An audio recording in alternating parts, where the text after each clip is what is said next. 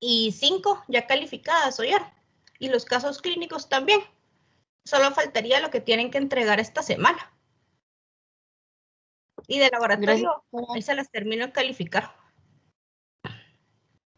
Bueno, pues chicos, comencemos, porque la clase del día de hoy es larga. El día de hoy vamos a hablar sobre lo que es los genitales femeninos y su exploración. Bueno, ¿cuándo le vamos a realizar una exploración de genitales femeninos a nuestras pacientes? Bueno, primero cuando la paciente nos llega a consultar por algo en específico relacionado a esta área. Tengo dolor, tengo flujo, tengo salida de alguna secreción, tengo problemas al tener relaciones sexuales, ¿de acuerdo? Siempre que nos lleguen a consultar por este tema en específico. También lo evaluamos en todo aquel paciente recién nacido, ¿verdad? Tenemos que explorar cómo son los genitales, si son realmente genitales de características femeninas o son genitales ambiguos. También se evalúan durante el periodo de la adolescencia y especialmente cuando ya el adolescente empieza a tener una vida sexual activa. También en la adolescencia nos ayudan a estadificar la escala de Tanner y ver cómo va la chica en su desarrollo. Luego, como parte de la revisión anual general que se hace en una mujer, hecho por la ginecóloga. Entonces, estos son los momentos o las ecuaciones que vamos a poder evaluar a nuestra paciente. Por ejemplo, si una paciente nos llega por, no sé, dolor de cabeza, no es lo más apropiado decirle, ay, sí, mira, y también desvístase, le vamos a revisar a los genitales. Se va a sentir un poco extraña su paciente e incómoda porque no es a lo que ella está buscando. Para esto generalmente buscan de primera impresión a una ginecóloga, ¿de acuerdo? Pero si a ustedes como médicos o como pediatras, internistas o médicos generales se los piden, pues sepan que en estos momentos son en los que los debemos de realizar. En esta imagen vamos a ver los genitales externos de una paciente joven. Vamos a ver las partes de los genitales. Entonces, de este lado tenemos el monte del pubis. Aquí, pues, por ser una paciente joven, no observamos vello, pero generalmente ya en esta área, en personas adultas, aunque no se depilan, pueden observar el vello. Vamos a ver la parte del clítoris, que el clítoris pues también tiene un prepucio que lo recubre. Vamos a ver que tenemos los labios mayores. Vamos a tener los labios menores. El orificio de la uretra es un puntito pequeñito hasta acá arriba. Luego tenemos de este lado podemos encontrar en los laterales superiores, podemos encontrar lo que son las glándulas de Bartolini y en la parte de abajo las glándulas de Skene. Y luego vamos a encontrar lo que es el himen, si fuera una niña o una joven que no ha iniciado su vida sexual activa, el himen se mira como una pequeña capita que está recubriendo el agujero de la vagina. Y los genitales internos, obviamente nosotros ya esto no lo podemos ver en nuestra exploración física, a no ser que se haga un ultrasonido, pero a lo que nos incumbe es el cuello, la vagina, las paredes internas, ¿verdad? El cuello del útero, esto sí lo podemos ver cuando nosotros realizamos una colposcopía, que lo vamos a hablar más adelante. Vamos a ver únicamente hasta esta parte para ver las características y luego vamos a tener lo que es el útero en su totalidad, las trompas uterinas y lo que son los ovarios.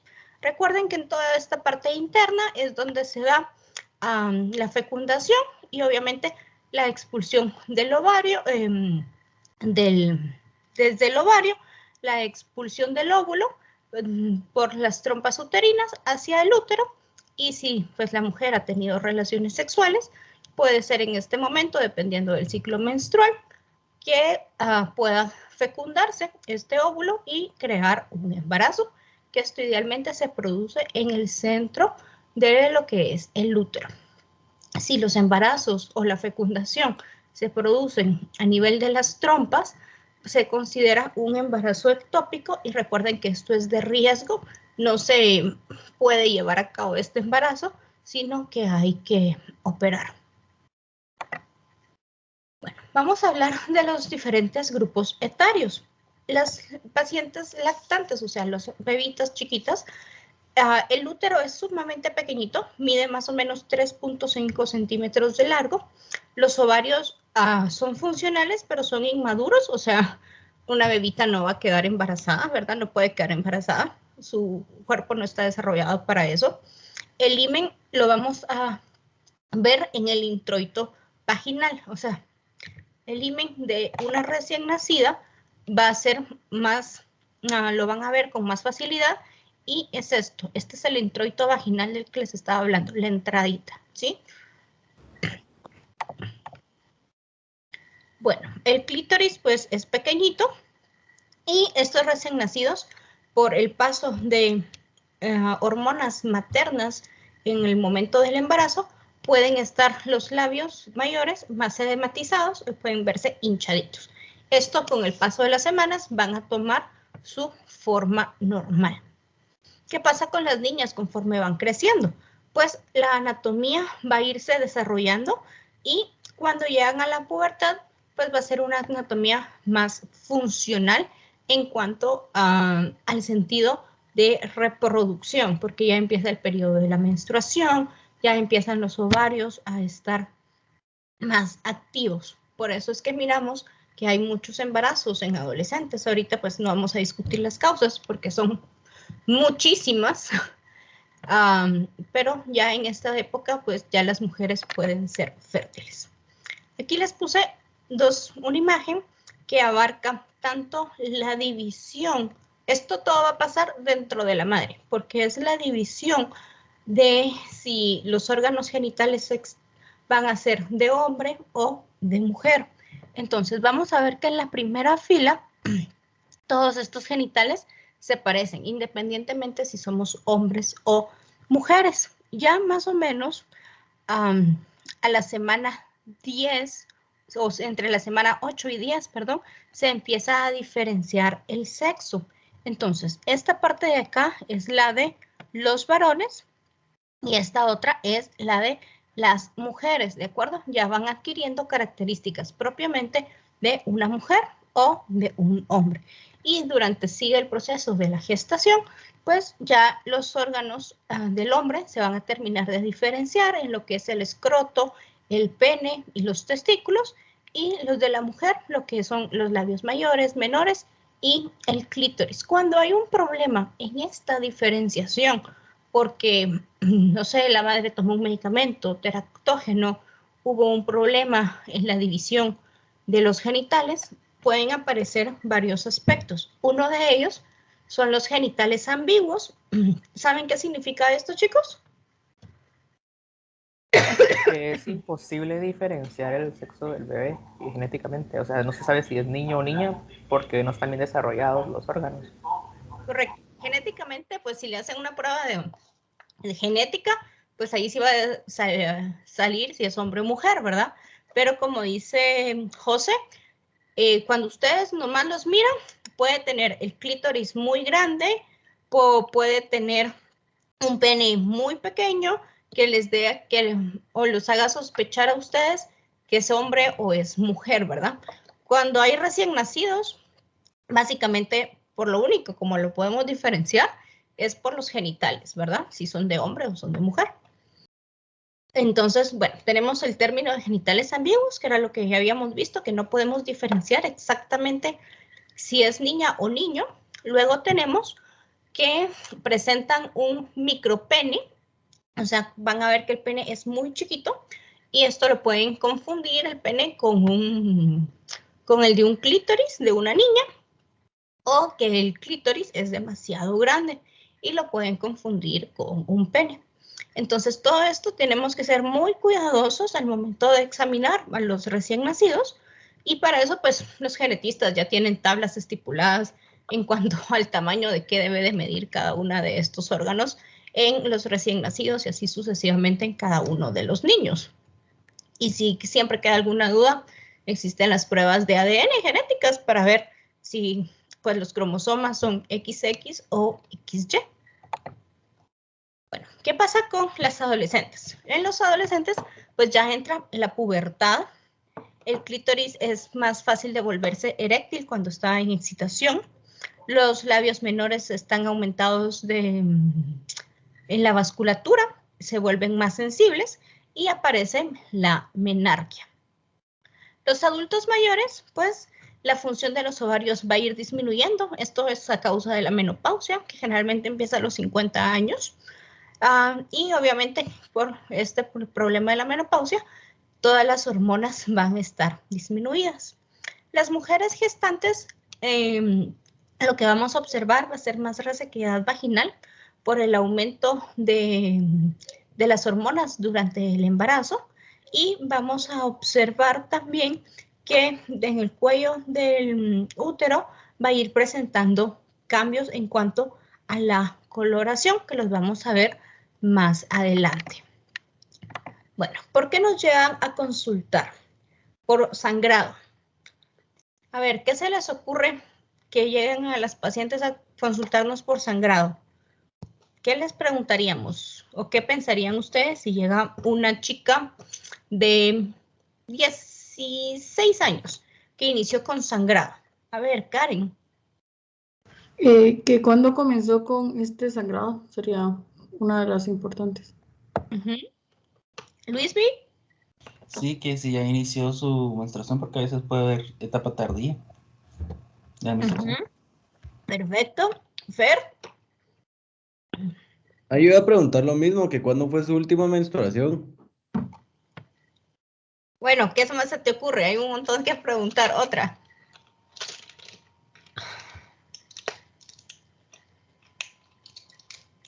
Janine. Pues está muy pequeña, pero yo sí le preguntaría si ya inició su vida sexual. Perfecto. Cindy. Yo le preguntaría si ha tenido como síntomas asociados como comezón o ardor. Ok. Marilyn. Yo le preguntaría qué tan abundante es el sangrado. Ok. José.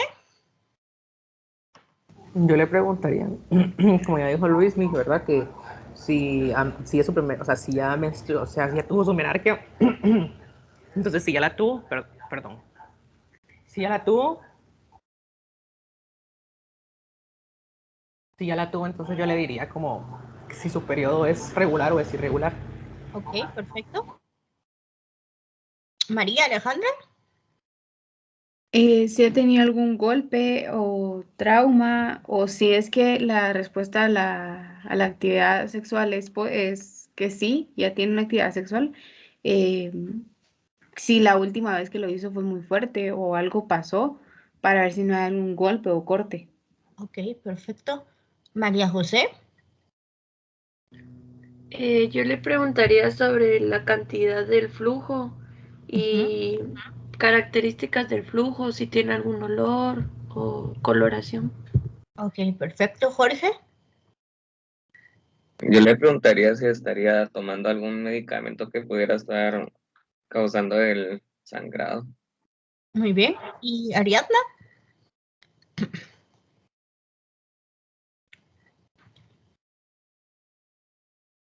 Ariadna, ¿ibas a decir algo?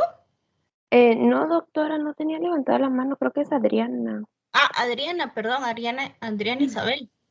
Sí, cabal. Yo creo que le preguntaría también qué tipo de deporte realiza, porque, por ejemplo, si es gimnasta, también creo que tienden a sangrar un poco. Ok. Astrid. Si presenta algún dolor asociado o calambres, ¿verdad? ¿Qué es lo que siente cuando se presenta ese sangrado anómalo? Ok, perfecto. Bueno, todas las preguntas que le hicieron a esta chica que dijimos que tenía 16 años, pues son bastante adecuadas. Hubieron dos temas muy importantes que tocaron ustedes. Uno es la cantidad de hemorragia y las características de este sangrado, de este flujo. Es importante, porque no es lo mismo decir, miren, pues a la perspectiva del paciente versus la de un médico. No es lo mismo decir, miren, es que tengo mucho flujo o mucho sangrado, y ustedes le preguntan cuánto es el sangrado, cuántos cótex o toallitas se tiene que cambiar al día.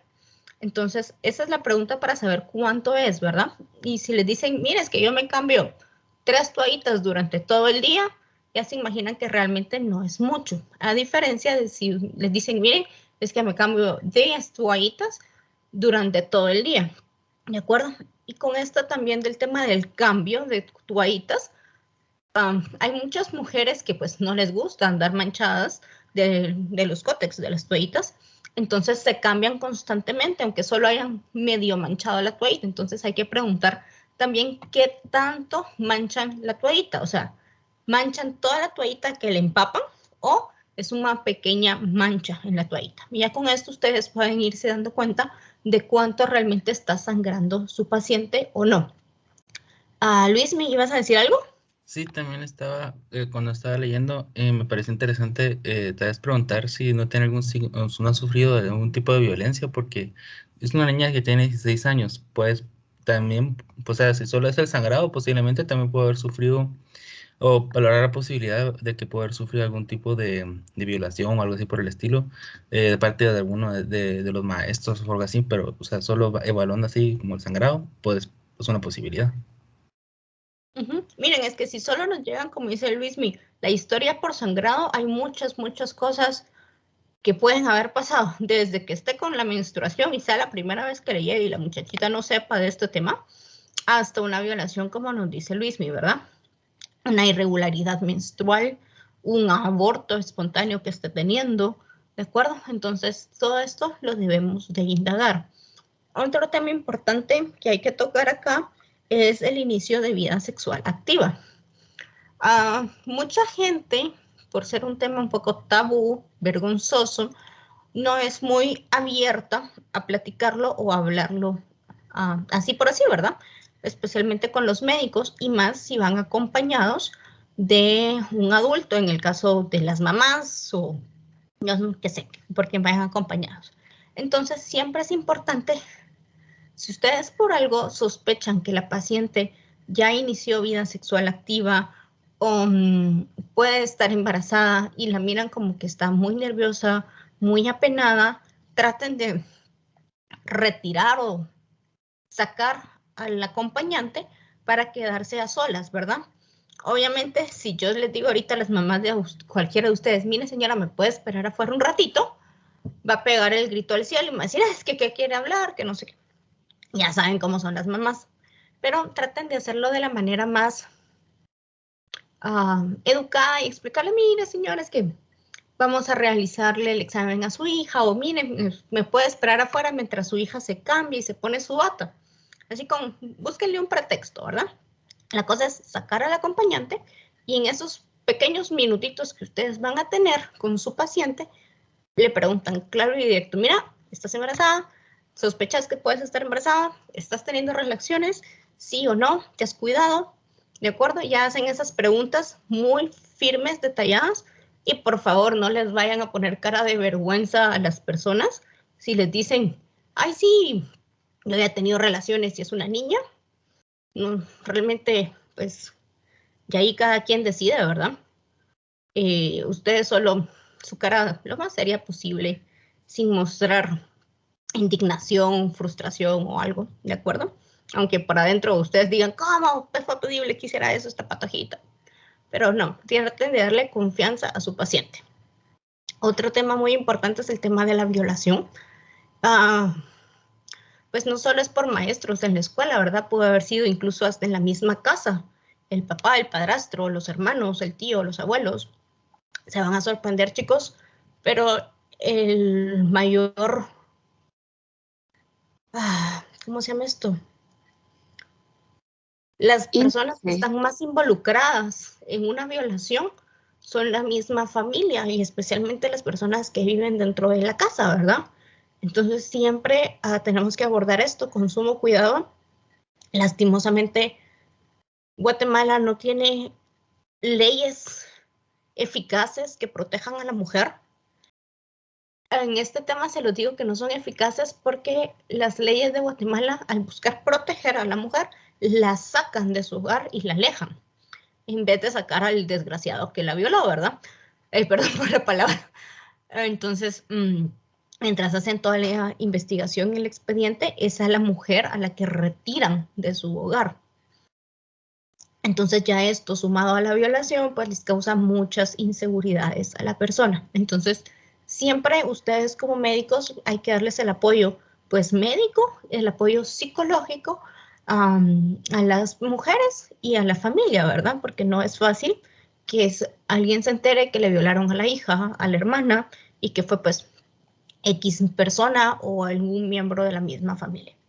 Entonces siempre es un tema muy importante, pero no lo tenemos que dejar pasar y no tiene que ser un tema tabú, chicos. La forma en que todas las mujeres, los niños y niñas van a aprender a defenderse es aprendiendo sobre educación sexual, que es correcto cuando tienen que decir que no, especialmente cuando no se sienten cómodos, ¿verdad? Y recuerden que tener relaciones sexuales pues no es un pecado ni es un delito, pero esto es una decisión de dos personas y obviamente cuando las dos personas estén preparadas psicológica, mental, emocionalmente, ¿verdad? No es solo porque sí el hecho de estar teniendo relaciones con quien se les ocurra. Y obviamente si lo van a estar haciendo, recuerden que hay muchas medidas de protección, ¿verdad? Desde un simple condón para proteger tanto de un embarazo como de enfermedades venéreas, hasta pues métodos de planificación propios para las mujeres o para los hombres, que incluyen pastillas, inyecciones, dispositivos intrauterinos o ya las definitivas, que son ligadura de trompas, y también para los hombres, ¿verdad? La vasectomía. Entonces, todo esto es importante que lo vayamos conociendo, que lo sepamos. Muchos de ustedes pueden ser que ya hayan iniciado vida sexual activa, pero háganlo responsablemente. Y es lo que le tienen que inculcar pues a sus pacientes, irles explicando que pueden hacer muchas cosas, pero de una manera segura, tanto para la mujer como para el hombre, y de una manera pues segura para evitar embarazos no deseados. Bueno, sigamos con el tema de por qué nos llegan a consultar. Pueden llegarnos a consultar por dolor, por secreción vaginal. Los síntomas premenstruales, estos van a variar mucho dependiendo de cada mujer. Hay mujeres que tienen síntomas mucho más fuertes que otras mujeres. No por esto vamos a estar diciendo que la mujer es una llorona, que se está haciendo, que solo busca llamar la atención. Yo sé que esta es como la idea que mucha gente tiene sobre los días previos del inicio de la menstruación. Pero no, chicos, hay gente que en serio, hay mujeres que en serio les duele, les molesta. Y no solo es un malestar físico, sino también es malestar emocional. Las mujeres se ponen más sensibles, más lloronas, más enojadas. Entonces, traten también de comprender pues a sus mamás, a sus hermanas o a su pareja. No es que estén actuando o sobreactuando, sino pues son los malestares normales que ellas están sufriendo. Luego pues tenemos los síntomas menopáusicos y obviamente el tema de la infertilidad. La infertilidad vamos a decir que ya después de 3 años de estar tratando de buscar un embarazo sin utilizar ningún método de planificación familiar o de anticonceptivos, no ha quedado embarazada. Y para todos estos temas pues es importante recordar, como ya bien lo hicieron el mnemotécnico Alicia, para ir indagando y llegando al fondo de todo esto. Bueno, entre los antecedentes médicos que le tenemos que preguntar a nuestra paciente. Aquí entre los antecedentes médicos tenemos los que son básicamente ginecobstétricos, que conocen en su apartado de la historia clínica, y los vamos a dividir en antecedentes menstruales, obstétricos, menopáusicos y ginecológicos. El ginecológico y el menstrual pues van muy de la mano, ¿verdad? Aquí se lo desglosa el libro porque el ginecológico propiamente habla de fecha de inicio de vida sexual, o sea, a la edad que inició la vida sexual activa, el número de parejas sexuales, métodos de planificación, autoexamen de mamas. Y en lo menstrual se refiere propiamente a la menarquia, cuando inició, si los ciclos son regulares o no, cómo es el sangrado, ¿de acuerdo? En los obstétricos, pues partos, gestas, cesáreas, abortos, y los menopáusicos, cuando le dejó de venir la menstruación, si ha tenido síntomas o no de climaterio, si se ha estado con alguna síntoma como caloraciones, enrojecimientos, cansancio, fatiga. Todo esto lo vamos a preguntar en el apartado propio de antecedentes gineco-obstétricos que tenemos en nuestra ficha. Bueno, antecedentes familiares, pues los básicos. Enfermedades crónicas, diabetes, hipertensión, cáncer, embarazos múltiples. Esto es importante en pacientes que están embarazadas porque si hay historia en nuestra familia de embarazos gemelares, trillizos, muy probablemente pueda ser el caso de que ustedes puedan tener un embarazo gemelar o de trillizos. Bueno, antecedentes biopsicosociales, higiene, lavados vaginales. Hay mucha gente que acostumbra a hacerse lavados vaginales. No sé por qué, realmente no es correcto, pero hay que indagar esto. Aquí les volví a mencionar la anamnesis sexual. Esta es más que todo en este apartado como tal de antecedentes biopsicosociales para hombres, porque ellos no tienen su apartado específico, ¿verdad? Y también podemos ver aquí el apartado de violaciones. La parte de anticonceptivos, esa la habíamos hablado, que la ponemos en lo que son los antecedentes gineco-obstétricos. Bueno, ¿dudas hasta el momento, chicos?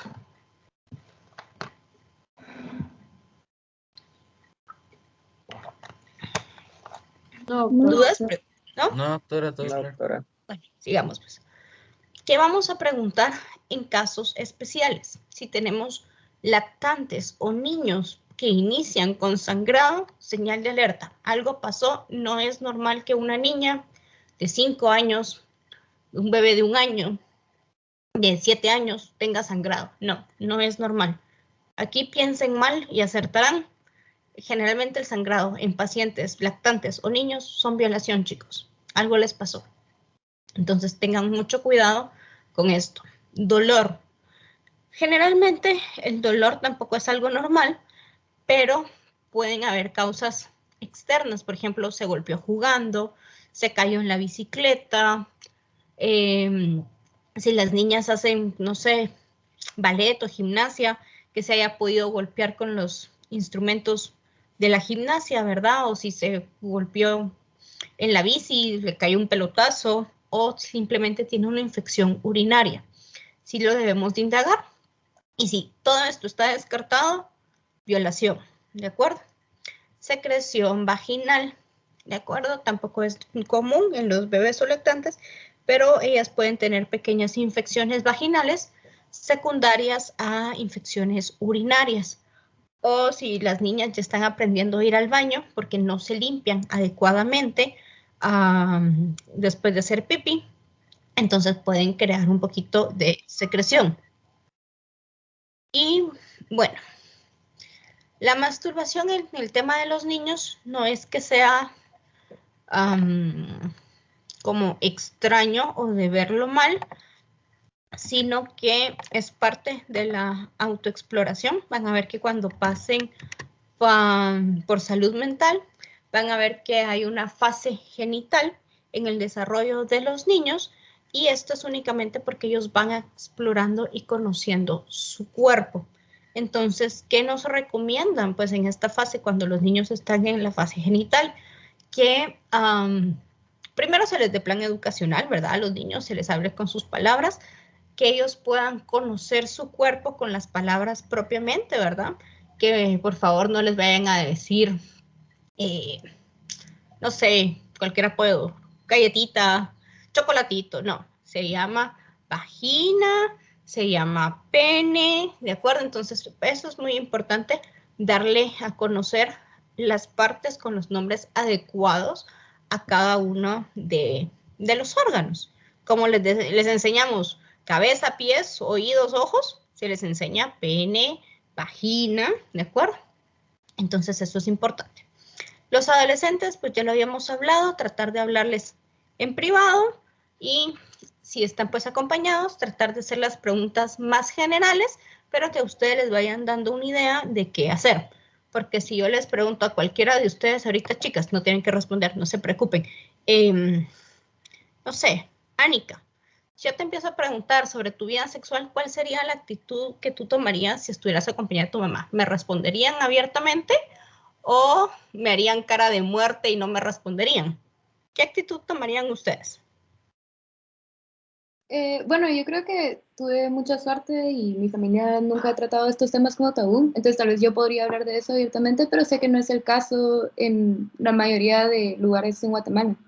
Perfecto, vean, en el caso de Anika eso está súper bien. A ver, Ana Paulina, ¿cómo pensarían ustedes en reaccionar?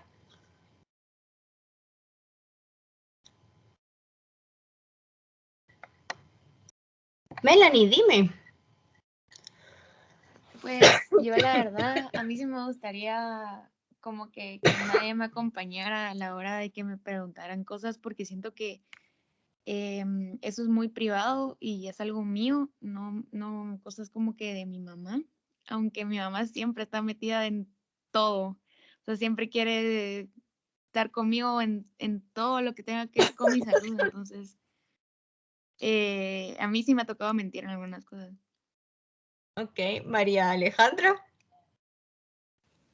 Pues igual que Anika, mi mamá siempre ha sido muy abierta en explicarme las cosas. Y si yo tengo alguna duda, sé que puedo llegar con ella, pero siento que hay ciertos temas que todavía le dan como cierto shock que yo hable. Una vez me acuerdo que se me olvidó que estaba mi mamá ahí y yo empecé a hablar y cuando reaccioné que mi mamá estaba ahí, volteé a verla y tenía una cara de espanto porque no tenía noción de cuánto realmente sé sobre el tema y no sobre el tema de activar tu vida sexual y todo ese rollo, sino también todo lo que implica. Entonces, si me preguntan enfrente de mi mamá, a pesar de que no tengo una vida sexual activa, sería así como de, ay, no, gracias, paso. Sí, yo creo que esa sería la actitud normal de la mayoría de las personas, ¿verdad? Muy poca gente pues podría tener la confianza, como bien nos decía Anika, de hablarlo abiertamente. No les va a pasar como una docente, no les voy a contar quién. La acompañó la mamá porque tenía irregularidades menstruales, siempre tuvo ovarios poliquísticos y, ay, sí, mija, tenés otra vez los quistes en los ovarios, vamos a hacernos el ultra. Y sabes que no eran quistes en los ovarios, ¿verdad? Sino era un pequeño bebé. Entonces, esos son como los temas que tenemos que ser más cómodos al tratarlos, ¿verdad? Y obviamente no nos vamos a quitar a las mamás de encima, es algo que, no sé, el instinto de la mamá siempre está ahí, ¿verdad? Zampados ahí. Pero es un tema que los tenemos que ir tratando de quitar el tabú y volviéndolo más algo normal en cuanto a la educación que se les dé, a tanto a ustedes como a sus futuros hijos, ¿verdad? Porque igual si yo les pregunto a los hombres, ¿quiénes han acompañado a sus novias a una evaluación? ¿O quiénes han acudido con sus padres a hablar de estos temas abiertamente? Muy pocos me van a contestar que lo han hecho ellos. Muchos buscan información pues en internet o en experiencias de otros amigos. Pero es importante irnos educando, chicos, en todo este tema. No es que van a tener una vida loca, pero es importante que conozcan, como bien decían, las consecuencias, ¿verdad? De cada una de las acciones que están tomando en este momento. Y por último, pues, los adultos mayores, qué molestias han tenido y obviamente en ellos el deseo sexual disminuye y obviamente hay que irles hablando de este tema, ¿verdad? Bueno, ahorita vamos a hablar de factores de riesgo para presentar cáncer de ovario. El cáncer en las mujeres, pues en ovario o en útero, es bastante común y tenemos que tratar de prevenirlo, o si no podemos prevenirlo, por lo menos diagnosticarlo a tiempo para que podamos dar un mejor tratamiento y una mejor calidad de vida. Entonces, ¿cuáles son los factores de riesgo? Mujeres, obviamente, mayores de 50 años, obesas, que han tenido mutaciones genéticas o que ya les han detectado que tienen BRCA1 y 2 positivo. Nuliparidad, o sea, nunca han tenido un embarazo, antecedentes familiares previos y que han sido tratadas con estrógenos. Aquí en este tema de los estrógenos es importante indagar porque muchas personas o mujeres lo toman por diferentes tratamientos o sustitutos hormonales o incluso inicios de la menopausia y pues pueden estar propensas a sufrir cánceres de ovario. Ahora, hablando propiamente para cuello uterino o cérvico uterino, pues tenemos infecciones por el virus del papiloma humano. Por eso es que, de hecho, ya hay vacunación contra esto, ¿verdad? Y solo recuerden que la vacuna pues va a ir dependiendo de las cepas que son más comunes en la región. El consumo de tabaco, que ya haya estado pues infectada del virus del papiloma o que tenga VIH, que realmente nunca se haya hecho papanicolaos, que haya tenido múltiple paridad, o sea, 3 o más partos, que esté obesa, que tenga una dieta rica en grasas, que haya iniciado los embarazos a temprana edad y consumo de anticonceptivos por tiempos prolongados. Entonces, todo esto son factores de riesgo para padecer cáncer uterino. Ahora, para padecer cáncer de endometrio, aquí hablamos de la menarquia precoz o la menopausia tardía. O sea, cuando una mujer pasa demasiado tiempo con el periodo, o sea, inició a los, no sé, les voy a dar un ejemplo, 10 años la menopausia, la menstruación, y su menopausia vino hasta los 5 años, este periodo de tiempo de, ¿qué serían? 45 años que pasó menstruando, es peligroso porque puede ser un factor de riesgo. Entonces, siempre hay que indagar inicios, tanto de la menopausia como de la menarquia. Doctora, Dime. Perdone que la interrumpa. ¿Cuándo se considera una menopausia tardía? Después de los 55 años. Ok, gracias. De hecho, menopausia en muchos libros te ponen edad de 50 años. Entre 50 y 55. Ya después de 55 sí ya vamos tarde. Ok, gracias, doctora. Bueno, pero infertilidad o que nunca haya estado embarazada, otra vez la obesidad, consumo de abundantes estrógenos, que haya tenido radioterapia en el área genital por alguna razón o por otro cáncer previamente, antecedentes familiares de cáncer, ser mayor de 60 años y tener enfermedades ováricas, como por ejemplo que ha tenido varios poliquísticos durante mucho tiempo, más todos estos factores, pues es un factor de riesgo para padecer cáncer del endometrio. Estos 3 cánceres, pues si se dan cuenta, no es como que podamos hacer muchos cambios, pero sí podemos detectarlo temprano por si a su paciente les llega a suceder, puedan tomar las mejores decisiones a tiempo. Bueno, ahora hay un tema importante que es la autoexploración genital. Esta se hace más que todo en aquellas mujeres, o la deberían de hacer aquellas mujeres que tienen múltiples parejas sexuales y que realmente no han tenido protección en uso del condón para tener las relaciones sexuales. Y esto es por el riesgo de contraer infecciones de transmisión sexual. Entonces, ¿qué es lo que se debe de hacer la chica? Bueno, se debe obviamente quedar sin ropa, se coloca frente a un espejo y observa la parte de los genitales externos, observa los labios mayores, los menores los tiene que separar y al ver esto, tiene que ver las características, que no estén edematizados, que no tengan alguna lesión o que no haya salida de flujo y secreción.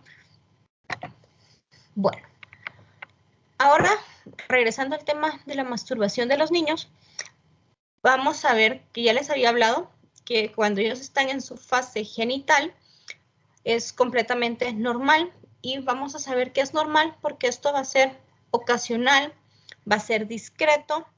Ellos van a preferir siempre jugar o compartir con sus amiguitos, con su familia o realizar alguna otra actividad en vez de estarse masturbando.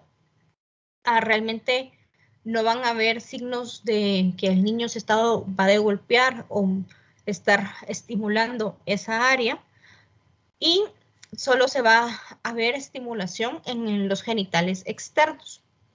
Pero cuando tenemos que poner una alerta y pensar que algo más le puede estar pasando a nuestro paciente. Cuando esto se vuelve frecuente, se vuelve algo compulsivo, o sea que solo eso quiere estar haciendo el niño. Ya lo hace así en público, puede estar acompañado de los papás y el niño metiéndose la mano debajo de la ropita. Prefiere solo estar haciendo eso en vez de ir a jugar o de compartir. Ya esto también se asocian problemas de conducta. El niño se puede volver más agresivo o reservado, aislarse. Van a haber signos físicos de eritema, edema, incluso puede haber en esta estimulación penetración, en el caso de las niñas, obviamente.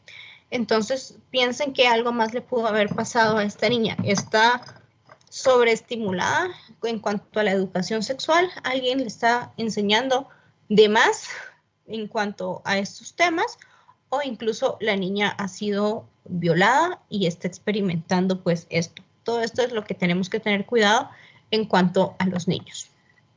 Ahora ya vamos a hablar propiamente del equipo que vamos a requerir para hacer la exploración vaginal.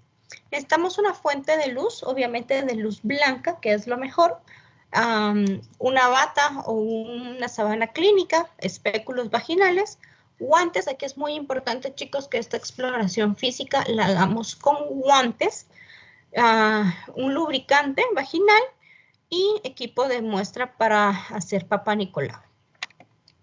Entonces, en la exposición más común para poner a nuestras pacientes al momento de la exploración genital es la posición de litotomía o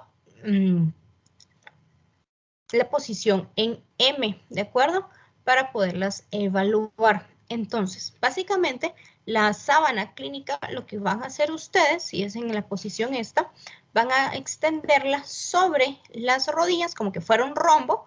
Van a colocar una esquina acá, en esta forma, a colocar el centro de la sábana en las rodillas y la otra esquina de la sábana sobre el abdomen de nuestra paciente. Entonces, ya cuando ustedes van a proceder a evaluar a la paciente, solo levantan la esquina que les quedó aquí colgando, ¿de acuerdo? No la tienen que tener toda descubierta la pobre paciente. Y obviamente, si es en posición de litotomía, de igual manera, solo que le dejamos, no la pueden poner en las piernas la sábana, sino la ponen dentro de las piernas y ya solo después levantan. Bueno, ¿cómo vamos a hacer la exploración física? Luismi, dime. Sí, yo perdón, tenía una duda con esto de la posición. Es que en el libro también habla de una posición de rana. No sé si es lo mismo o es otra diferente. Sí, no, es otra diferente. Se las voy a enseñar más adelante y estas generalmente son para adultos mayores o para niños. Ah, ok. Muchas gracias, doctor. Estas dos son las comunes para adolescentes y mujeres en general. Gracias, doctor. Bueno, primero vamos a realizar la exploración interna. Aquí realmente recuerden que las técnicas para explorar los genitales es inspección y palpación, lo único que vamos a poder hacer. Entonces vamos a realizar la exploración externa. En ella tenemos que observar la presencia o ausencia de vello púbico, el monte del pubis y los labios mayores. En este momento todavía no han tocado a su paciente, ¿de acuerdo?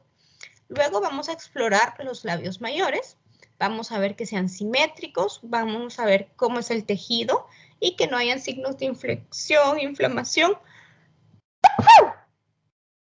perdón, o de alguna herida. Entonces, miren, tiene posicionada la sábana la paciente y con el foco de luz apuntan a los genitales donde vamos a ver cada una de estas características ya descritas. Bueno, ahora sí, ya vamos a pasar a ver los labios menores. Para eso, vamos con nuestro dedo índice y medio, suavemente. Primero lo introducimos y separamos suave, ¿de acuerdo? Esto nos va a servir para aperturar o separar los labios menores y poder ver lo que es de una mejor manera el introito vaginal. También vamos a poder observar en esta posición lo que es el clítoris, la vagina, y al ustedes retirar los dedos e irse más para abajo, van a poder ver lo que es el periné. Recuerden que el clítoris es la parte que está hasta arriba, está como bolita o botoncito que ustedes van a ir viendo. Luego tenemos el orificio de la uretra y por último tenemos el orificio vaginal. Y estos tres están en línea. Si se van más para abajo, en línea recta, pues llegan al ano. Aquí únicamente estamos realizando inspección. Por favor, chicos, antes de tocar a su paciente, digan, disculpe, la voy a tocar, va a sentir una molestia. No vayan a meter de un solo las manos, porque la paciente se va a asustar, se va a retirar, o sea, se va a hacer para atrás y va a ser un poquito incómodo. Siempre le tienen que avisar. Y les repito, si son hombres los que están haciendo esta evaluación, háganse acompañar de una enfermera mujer o de una compañera médico, por favor. Bueno, entonces, regresando a los orificios, el orificio ureteral tienen que ver que sea, generalmente es un orificio o una...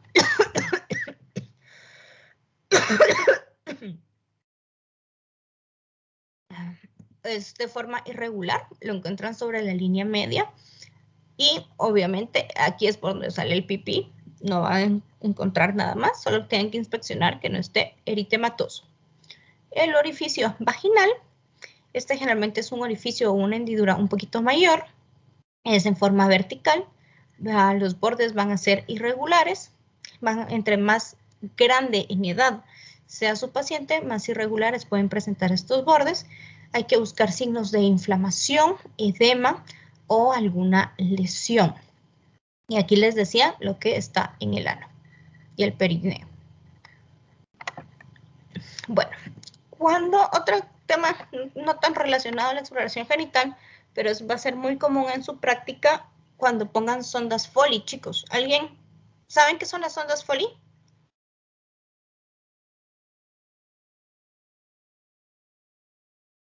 ¿Saben para qué se usan las sondas? Creo, es Yo que no me sé. acuerdo. Oh, dale tú mejor. Ah, no, yo se le iba a decir que yo no sabía que era. Esas sondas son las que ponen cuando hay como operaciones y lo introducen dentro de la uretra, ¿no? Sí, correcto. Las sondas Foley son estas. Son como de color cremita realmente. Y estas introducen en la uretra tanto de la mujer como del hombre para llegar a la vejiga y estar vaciando vejiga, ¿verdad? Esto se coloca en este extremo a un reservorio, a una bolsa, donde va a ir cayendo la orina. Entonces, cuando la pongan en una mujer, por favor, tengan cuidado, chicos, no vayan a estar, métela que te métela. Busquen bien el agujerito, ¿de acuerdo? Yo sé que a veces es incómodo, la mujer puede estar edematizada o si es una persona pues, ya grande, puede estar un poco los tejidos flácidos, pero primero, explíquenle a su paciente. Segundo, separen bien los labios, ¿sí? Si separando con su dedo índice y medio no lo logran, háganlo con el pulgar y el índice. Separen y hagan la separación a esta altura, en el tercio superior. Obviamente, si se van hasta abajo, van a caer a la vagina. Ahí no se mete nada. Pues nada de esto.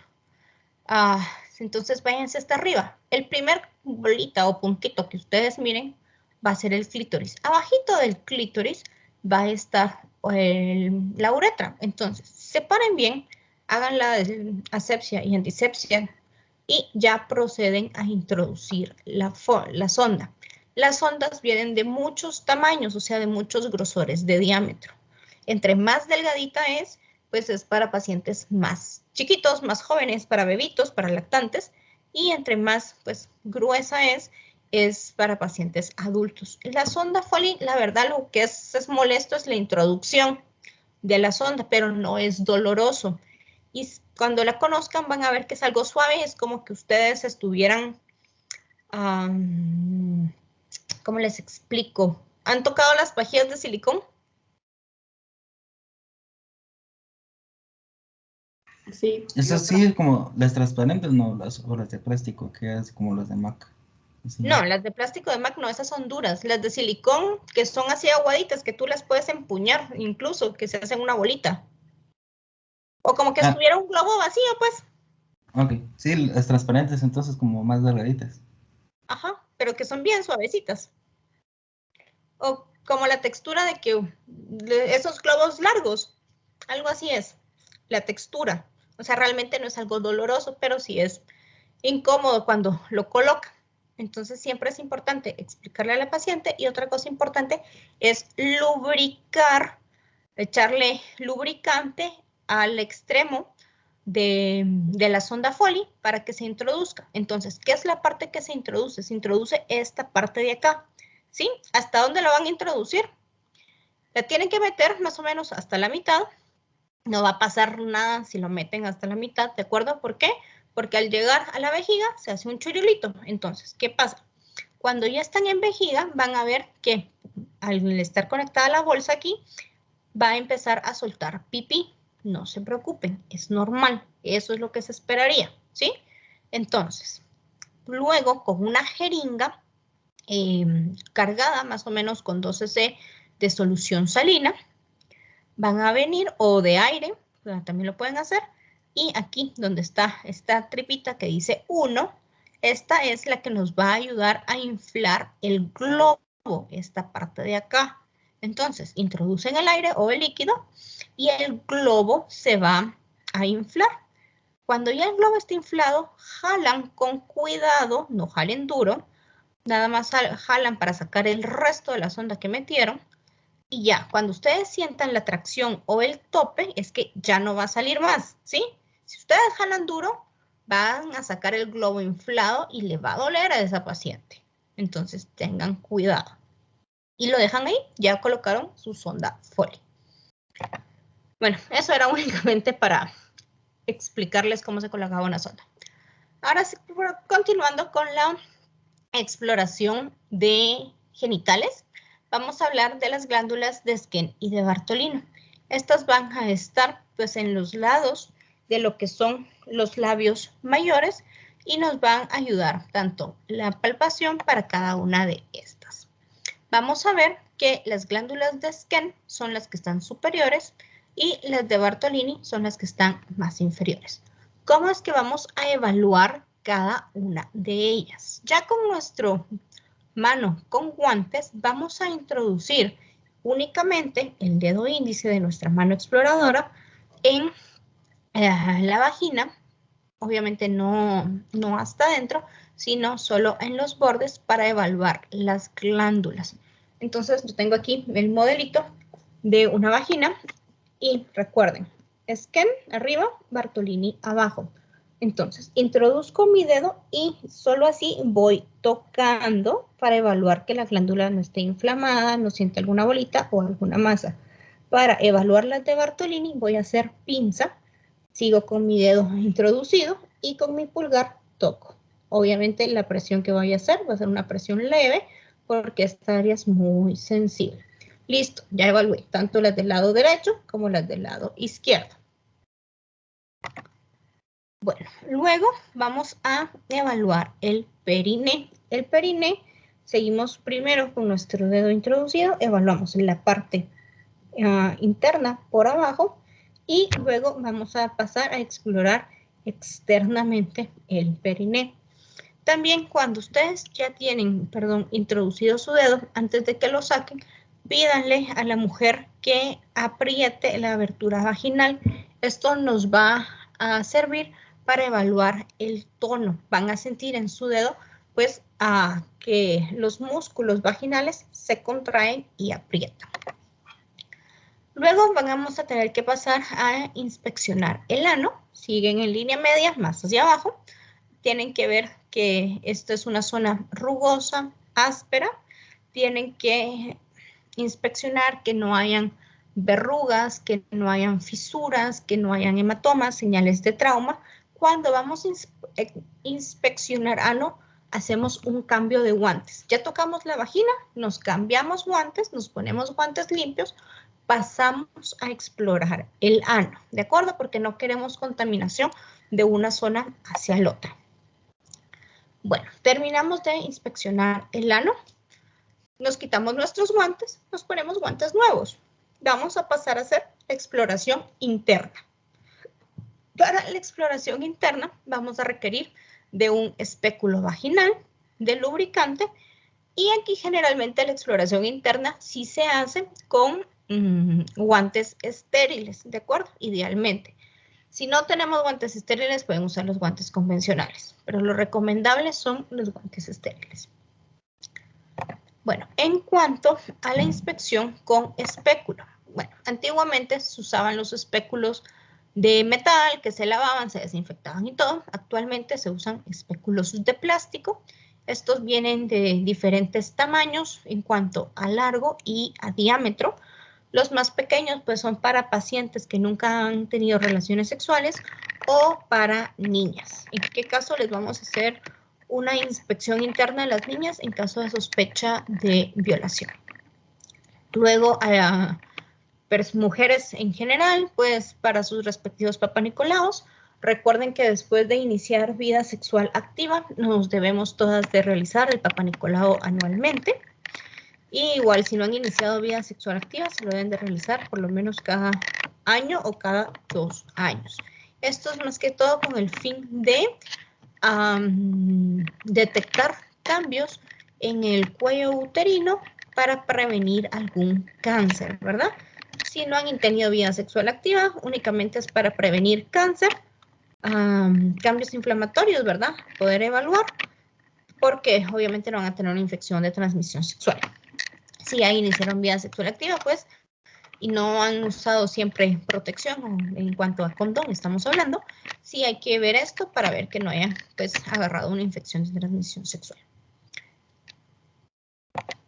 Bueno, ¿cómo vamos a hacer la evaluación con el espéculo? Bueno, primero que todo, el espéculo lo cierran. Esto va a parecer una boquita de pato, ¿sí? Al tenerlo cerrado, en la parte externa lo van a lubricar, especialmente por los bordes. Tienen que tener a su paciente en posición de litotomía. Obviamente, por favor, no vayan a hacer la inserción brusco porque la van a golpear. Es incómodo que le pongan a uno un espéculo. Es molesto. Denme un segundo. Ay, no. Va. Entonces, tienen que avisarle, señora, mire, por favor, respire, tranquila, relájese, vayan hablándole, explicándole, por favor, para que la paciente esté lo más tranquila. Entre más relajada esté la paciente, menos molestia va a causar la introducción del espéculo. No tengo por aquí un espéculo, pero tampoco. Bueno, vamos a suponer que mis dedos son el espéculo, ¿sí? Si yo introduzco recto el espéculo, como lo estoy haciendo aquí en la imagen, la puedo golpear. Entonces, ¿qué es lo que hacemos? Lo colocamos en posición vertical para que la entrada, porque generalmente la entrada es vertical, entre fácil, deslice y ya adentro lo rotamos y ya rotándolo lo abrimos, ¿de acuerdo? No lo pueden introducir abierto porque si no, es algo demasiado grande que va a entrar y va a lastimar la vagina. Tienen que introducirlo cerrado en posición vertical y adentro lo giran y lo abren. Entonces, cuando hacemos esto, ¿qué vamos a poder observar? Vamos a poder observar el conducto vaginal, sus paredes, y vamos a llegar hasta el cuello uterino, donde tenemos que ver el color del cuello, la posición, las características del mismo, que no presente ninguna secreción o alguna lesión. Entonces, bueno, aquí ya introducieron un espéculo y nos están enseñando el cuello uterino. Este es un cuello normal y sano. si se dan cuenta, esta es la abertura. Tiene que ser siempre en forma lineal. Van a ver que los libros les describen si es una persona que nunca ha estado embarazada, es así, lineal. Si es una persona que ha tenido pues partos anteriormente, es en forma circular o un poquito ovalado. Estos otros dos de acá son cuellos uterinos con lesiones. Aquí hay un pequeño quiste. Y esta otra pues es una lesión por enfermedad de transmisión sexual. Si se dan cuenta, está eritematosa el área. Incluso depende de lo que sea, pueden observarse van a observar salidas de secreción. Y este otro es un cuello uterino normal de una paciente que ya ha tenido partos anteriormente. Si se dan cuenta, cambia la abertura. Bueno, ¿cómo vamos a obtener el Papá Nicolau? Introducimos nuestro espéculo, dentro lo abrimos, así va a quedar. Ustedes van a estar frente a la paciente por el agujero del espéculo, van a estar viendo y van a introducir dos cosas más. Van a introducir un hisopo y la escobilla. Entonces, el hisopo nos va a servir para llegar al cuello uterino en la entrada que ya vimos, van a introducirlo para obtener epitelio y muestras de secreción. Van a hacerlo redondo, así lo van a girar por adentro para obtener estas muestras. Luego lo retiran y van a introducir la escobilla. Esta va a tener dos áreas, unas áreas lisas y unas áreas romas. Las áreas romas también sirven para llegar hacia el cuello uterino. En la parte que mirábamos abombada, lo vamos a usar para raspar, ¿de acuerdo? Y en los otros extremos vamos a raspar la pared vaginal. Obviamente después de esto se coloca en las laminillas la muestra y se sella. Y ya se manda al laboratorio a que lo explore. Cuando vamos a sacarlo, cierran un poco, ¿de acuerdo? Aquí sí vamos a hacerlo diferente. Cierran nada más un poquito, no del todo, porque si lo cierran completamente dentro de la vagina, puede dar el riesgo de que ustedes prensen el epitelio del conducto vaginal y lastimen a su paciente. Solo lo cierran un poquito, ¿de acuerdo? Y ya cuando está un poquito cerrado, lo retiran para no golpear a su paciente. Bueno, luego vamos a pasar a la exploración bimanual. Como bien lo dice, la exploración bimanual vamos a utilizar ambas manos. Una mano, nuestra mano dominante o derecha, dependiendo de cómo sean ustedes, va a ir en la cavidad abdominal por afuera, ¿sí? Y la mano no dominante va a ser la que van a introducir ustedes en el conducto vaginal. Entonces, cuando introducen la mano en el conducto vaginal, traten por favor, o lo que van a pretender es empujar el útero hacia arriba, para que con la mano que está por afuera, ustedes vayan al cuadrante inferior, o suprapúbico, y agarren el útero con ambas manos en esta posición, y así ustedes puedan explorar tanto el útero, ¿de acuerdo? Dar el tamaño aproximado y la consistencia del mismo. Generalmente lo que son los anejos, o sea, los ovarios y las trompas, es muy difícil palparlo, casi no lo vamos a lograr hacer. ¿Qué es lo que tenemos que ver en este momento?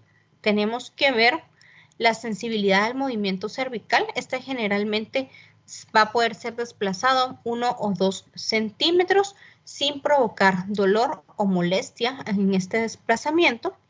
Vamos a poder ver si el útero está en anteroversión o en retroversión. O sea, si el útero en la posición normal es hacia adelante o está hacia posterior, ¿de acuerdo? Hacia este otro lado. Vamos a ver el tamaño aproximado y la forma. La forma del útero más o menos es de unos 5 centímetros de ancho por unos 8 centímetros de largo. Ya estas medidas pues son en pacientes adolescentes y mujeres adultas. Y por último, vamos a ver, ya les dije los anejos que cuesta mucho palparlos, especialmente si son a veces a sus pacientes, no los van a poder palpar fácilmente. Y es que tenemos que ver que esta evaluación no cause dolor. Es incómoda porque le están introduciendo la mano a su paciente, pero de lo contrario no va a causar dolor. Entonces, ¿cuántos dedos introducen? No van a meter todas las manos, chicos, por favor. Pueden introducir 2 o 3 dedos para lograr empujar el útero. Si son, por lo menos los chicos que son de dedos más grandes o de manos más toscas, dedos más gordos, por favor, no van a meterle los 3 dedos a la señora. Pueden hacerlo con 1 o con 2 dedos. Las chicas que tienen manitas más delgadas o los dedos más chiquitos, sí pueden incluso introducir hasta los 3 dedos dentro del conducto vaginal y traten de no meter solo así la mano, porque si ustedes la meten recto, solo esto van a tener de espacio, ¿de acuerdo? Para empujar. Pero si lo hacen de lado, van a tener un poco más de distancia para poder subir el útero. Chicos, ¿dudas hasta el momento?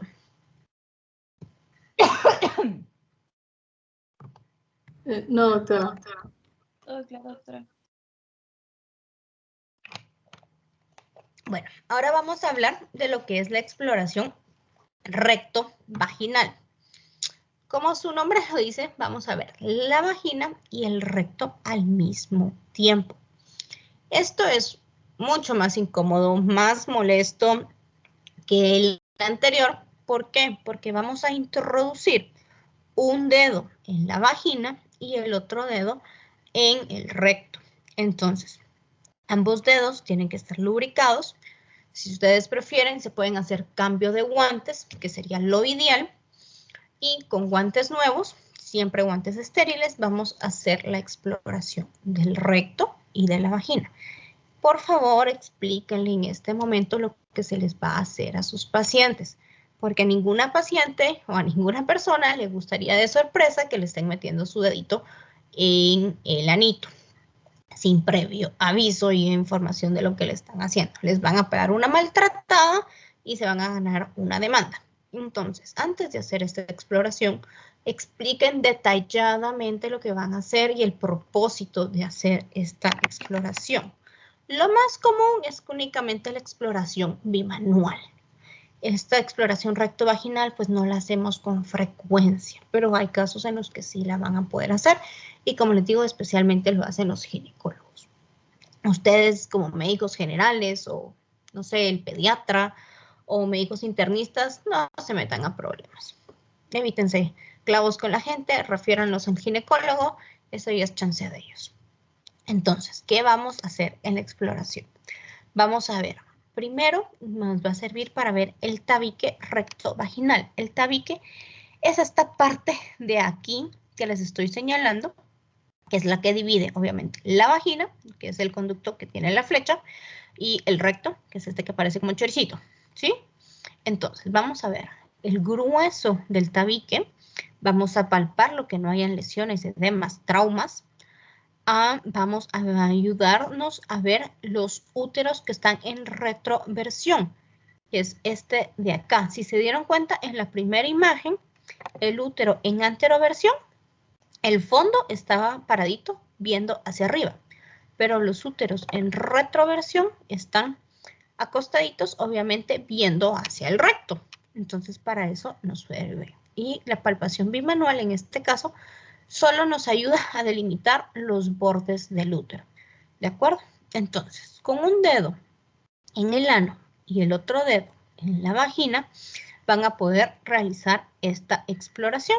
Cuando saquen los dedos, el dedo que introducieron en el anito, pueden explorar si hay presencia de heces, las características de esta heces, las consistencias, si son diarreicas, son duras, ¿de acuerdo? ¿Dudas hasta el momento? No, doctora. Vaya, sigamos pues. ¿Qué pasa con los lactantes?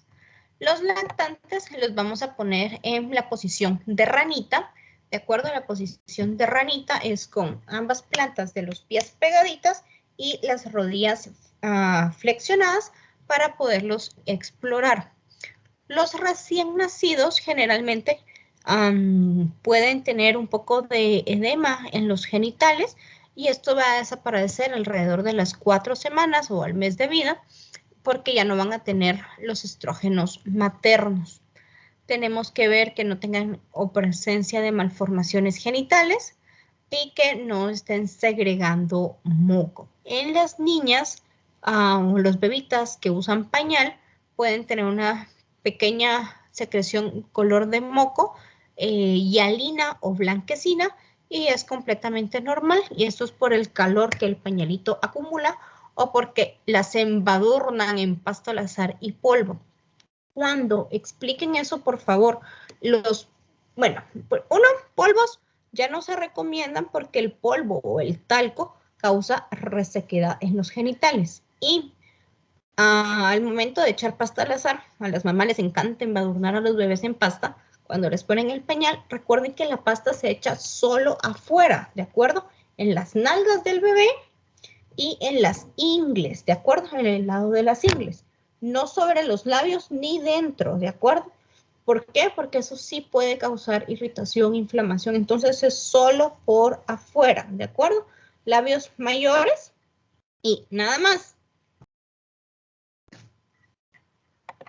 Bueno, aquí tenemos la posición de ranita, la famosa posición, y tenemos diferentes fotos de bebitos. Esta es pues, la posición normal. Esta es recién nacida para explorar el área genital. Esta es otra recién nacida. Si se dan cuenta, el área genital, los labios mayores están un poquito inflamados, pero nada más. En esta primera imagen, si se dan cuenta, sobresale un poquito el clítoris. No se preocupen, es normal. En los recién nacidos, entre más pequeñitos en edad gestacional es la bebé, más prominente o menos desarrollo de los labios mayores va a tener, no se preocupen. Bueno, esta pues es una bebé que está con una dermatitis en el área del pañal, demasiado severa, entonces si se dan cuenta todos los ronchas o terminan rojo, es la eritema, tiene pequeñas lesiones en piel, incluso tiene áreas blancas. Muy probablemente esta chica, su problema de piel sea una infección por hongo. Tenemos que describir eso. En esta otras áreas de acá, lo que les puse son agenesias genitales. ¿Qué creen que es esta foto? ¿Es una niña? ¿Es un niño? ¿Qué creen qué sexo le pondrían a esta bebé?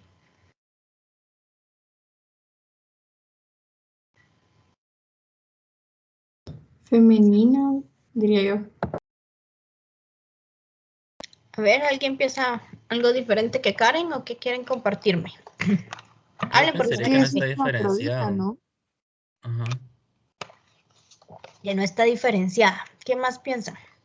A ver, ¿esto qué podría ser o qué es? Usted Parece. dijo que el clítoris podía, no, perdón, que el pene se podía confundir con el clítoris porque el pene podía estar muy, muy pequeño, entonces se podía confundir. Ujú.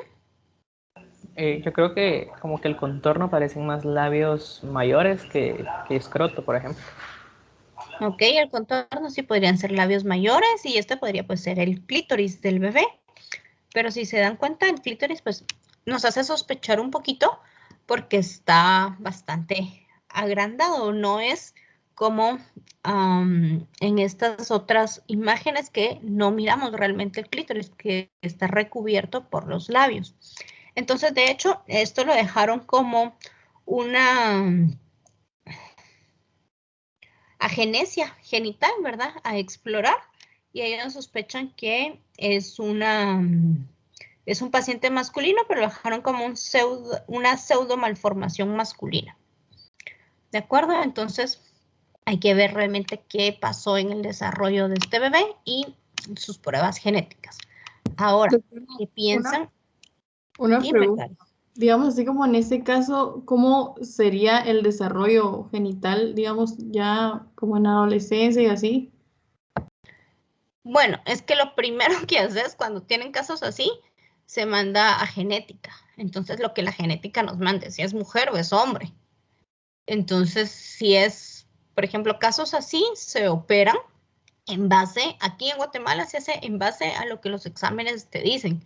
Si es hombre, pues le hacen la operación para, como para volverlo hombre, por así decirlo. Si es mujer, para volverla mujer, ¿verdad? Pero es en base al laboratorio genético. Y si se han dado cuenta, eso es un poquito ahora de tema de controversia con todos estos nuevos géneros que han salido, ¿verdad? Pero sí, lo que manda la ciencia es, ¿eres mujer o eres hombre? Y las características, pues, físicas que uno va teniendo o que no se formaron adecuadamente en el desarrollo, van a depender, pues, de 1.000.000 de cosas. Es como decirles, mis ojos son cafés y aunque yo quiero ojos azules, no me los puedo quitar y ponerme ojos azules, pues. ¿Sí? Entonces, es una característica ya mía. O, por ejemplo, Karen es colocha y esa es su característica, ella es colocha. No le queda de otra, a no ser que se lo alice y ya. Entonces, esa es la expresión genética que cada uno tiene como individuo y que es lo que deberíamos de respetar. Ya después, las preferencias sexuales de cada uno, pues ya son otros 20 pesos, pues, pero aquí lo que manda es XX o XY. Y eso es como se tratan a los pacientes. Y ya cuando llegue el momento de la pubertad, pues ya para eso, estos pacientes generalmente ya han estado más que operados y con todas sus características correspondientes al sexo que genéticamente tienen. Gracias. Bueno, ¿y ahora qué piensan de este otro caso, de esta otra imagen?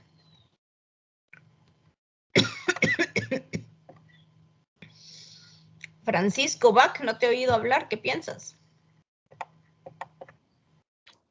Pues esa sí sería, se mira más que masculino.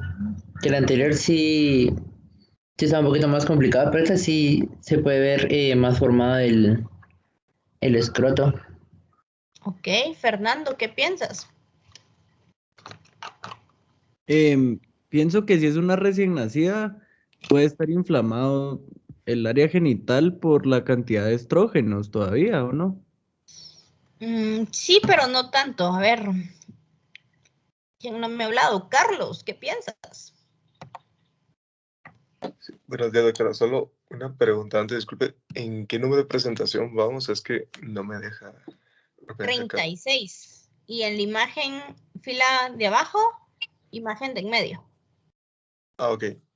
Sí, pero a mí, igual que a Fernando, me parece que tenemos un clítoris súper inflamado, la verdad. Pero sí creería que es una paciente femenina. Tú dirías que es femenina. Fernando nos dijo que era hombre. Ah, A ok, ver, perdón. No, yo sí Juan pensaría que Carlos. es femenina. Doctora, dije que era femenina, pero que está inflamado por estrógenos. Ah, que era femenina, perdón. Yo entendí hombre. ¿Sí se me escucha, ¿Quién fue doctora? quien me dijo hombre? Bach. Sí, fui yo. Ok. Entonces llevamos un hombre y 2 mujeres. ¿Me habló a mí? Sí, Juan Carlos, ¿qué piensas de esa imagen? Yo igual pensaba que pues es una paciente femenina, solo que se le encuentra súper inflamado.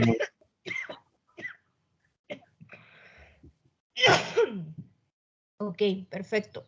Ay, los que tienen la manita levantada, ¿quiénes son? Gabriela, dime.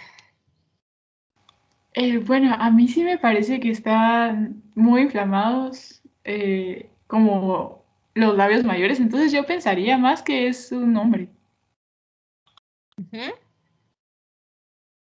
¿Tú piensas que es un hombre, igual que Francisco? Sí, doctora. Ok, Luis. Sí, yo también pensaría que es un hombre por la forma de la piel, la rugosidad de la piel más que todo, me indicaría más que todo como que fuera como un escroto o algo así. Y también como que tuviera micropene por la forma, ¿verdad? En la que está formado. Ok. Ana Patricia. Sí, cabal, iba a decir lo que dijo Luis Miguel, paciente masculino con micropene. Eso se me hace a mí. Ok, correcto. Bueno, lo que nos dijeron sus últimos compañeros, pues es eso, esa es la imagen. De hecho, es un niño, pero no están adecuadamente diferenciados sus genitales. Lo que ustedes observan acá es el sacro escrotal, que tampoco descendió adecuadamente. Recuerden que el sacro escrotal tiene que estar abajo del pene, y no lo está. Y lo que presenta aquí es pues el artículo lo refería como un micropene. Y esta última imagen, vemos que los genitales femeninos son completamente normales, pero aquí lo que llama la atención es lo siguiente, la apertura o el agujerito anal. Sí, esta es una paciente que solo tiene la piel del agujerito anal unida, que solo se mira arrugadita, pero no es permeable el conducto anal, ¿de acuerdo? ¿Cómo vamos a saber si es permeable el conducto? Generalmente se les mete un termómetro a todos los recién nacidos para ver que el conducto sea permeable o una sondita. Y en este caso, pues no es permeable, solo van a ver la característica externa del conducto. Bueno, chicos, sigamos, es tardísimo, pero nos vamos por la mitad. Bueno, niñas, ¿qué pasa con las niñas? Las niñas de la misma posición se evalúan, ¿verdad? Como en los bebitos. Ya hablamos que las niñas siempre tienen que estar acompañadas por sus padres o por su madre o la niña o la persona adulta que lo lleve. Y a ellas sí no las pueden dejar solas, por favor. Y vuelvo a insistir, si son hombres, háganse acompañar de una mujer. Ellos, si la niña es sana, solo se hace exploración de genitales externos. No les vayan a introducir, por favor, ningún dedo, no vayan a explorarla internamente a la niña. Si llega por sangrado, secreción, trauma, sospecha de abuso, allí sí corresponde hacer exploración interna. Pero si es una niña, una bebé que están explorando área del pañal, solo le quitan el pañal, la miran, se acabó, nada más. Si es una niña que llega a su chequeo mensual con el pediatra, solo bajan su calzoncito, la miran, le preguntan a la mamá si ha habido algún problema, si no, la vuelven a vestir y ahí se acabó. No tocan a la niña, por favor. Bueno, generalmente, ¿qué puede causarnos hemorragias vaginales en las niñas?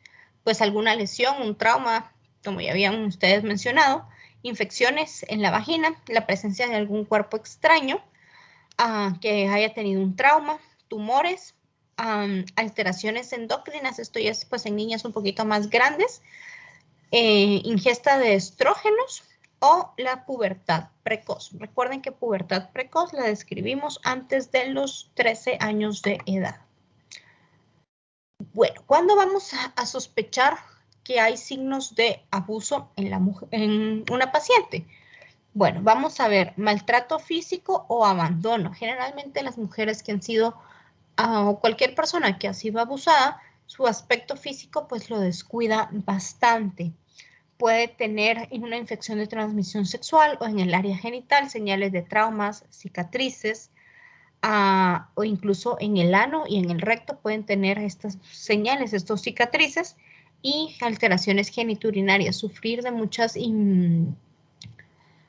infecciones urinarias o también el área de la uretra estar con alguna lesión, algún trauma, eritema, corte, ¿sí? Que no se comporten como ellas eran normalmente, o sea, que haya habido un cambio en la conducta. Antes era una niña sociable, ahora se volvió completamente retraída o presenta temor hacia una persona en específico.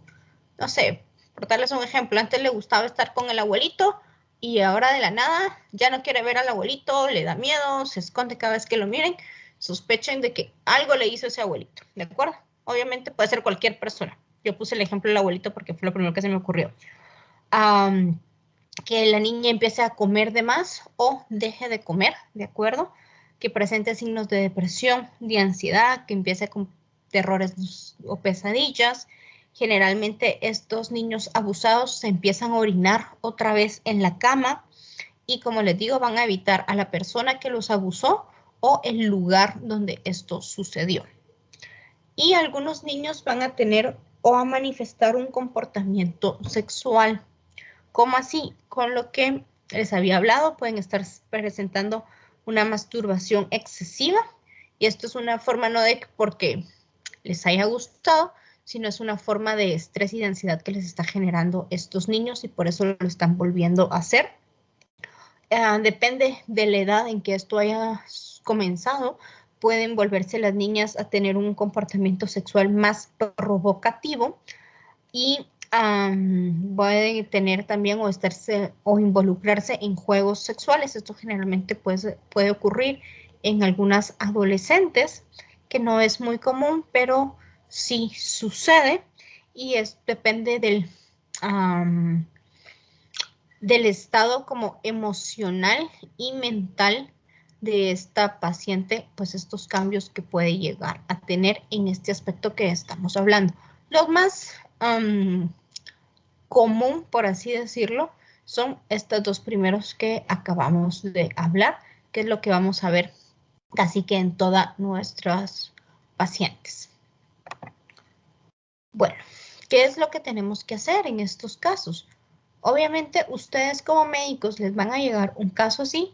Vamos a realizar la inspección y la palpación, como ya la hemos visto. Vamos a ver si presenta secreciones. Si presenta secreciones, las tenemos que describir, qué color es, qué consistencia es, tiene o no algún olor. Tenemos que ver lesiones que presente, tanto externamente como internamente. Si hay sangrados, y tenemos que ver la exploración tanto rectal de esta paciente. Cuando ustedes sospechen que una paciente haya sufrido abuso, párenlo ahí, ya no sigan tocando más a esa paciente. Si están, por ejemplo, en el caso de los hospitales, ¿qué es lo que corresponde? En los hospitales hay una clínica aparte para estos casos. Llevamos a las pacientes a esta clínica, que siempre quedan dentro de las emergencias, para que estén más cómodas estando pues solitas con su acompañante, y se tiene que notificar ¿cómo se llama esto? A los derechos del niño, de la mujer, llega trabajo social, llega salud mental y llega el INASIF, que son realmente ya los médicos que terminan y determinan si ha habido o no un abuso y que hacen toda la recolección de muestras, ¿de acuerdo?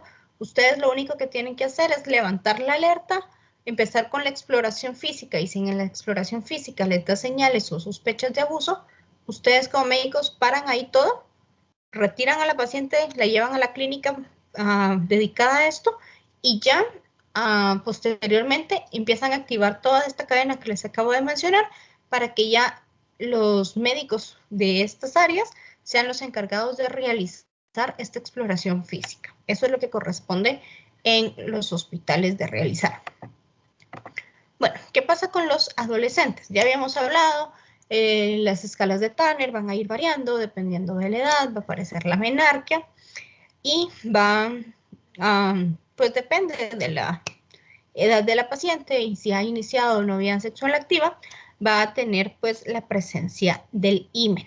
La presencia del himen puede ser bastante variado dependiendo de sus características. Acá les pongo diferentes características del himen, que hay himen segmentado, completamente tapado. Esto pues sí es un poquito más de problema si la paciente ya inició su menstruación porque impide la salida del mismo, ¿de acuerdo?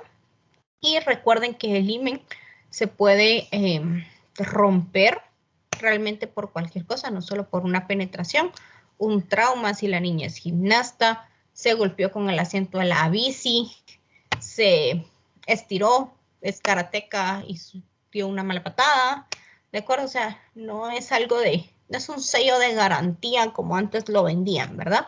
Entonces, pues si son chicos, no vayan a tener ese pensamiento de que el himen es como la pureza de la chica, ¿verdad?